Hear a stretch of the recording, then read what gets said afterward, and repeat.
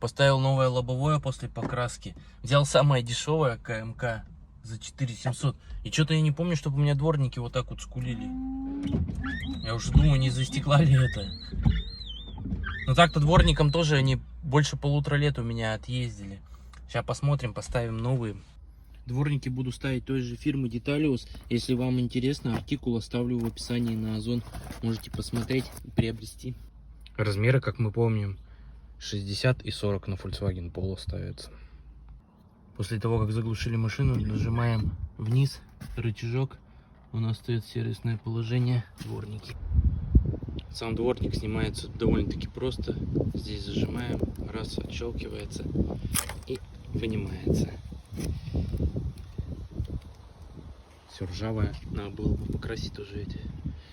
Также обратно встал, пока полностью его не поставите туда, он не защелкнется.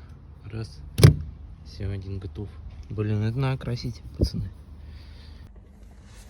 Так, все проверяем на скрип.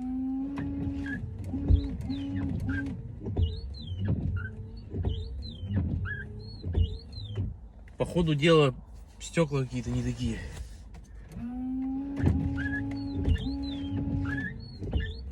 Прикиньте, все равно скрипит. Вот так и покупай дешевые лобовухи. Я и думаю, что у меня до этого не скрипели дворники. Не может быть, чтобы машина там простояла в гараже время и вдруг дворники заскрипели. Это лобовуху сменил вот эту дешевую. Дворники, новые резинки, вообще ништяк все. Дичь какая-то.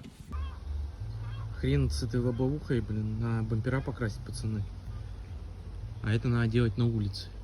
У нас, конечно же, сейчас неделя дождей начнется. До этого была неделя, 2 жары по 30 градусов. Тоже не покрасить нормально.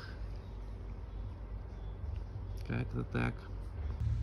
Или зеленым лючком дальше ездить, не понимаю. Если бампера еще куда не шло. Но зеленый лючок это так себе.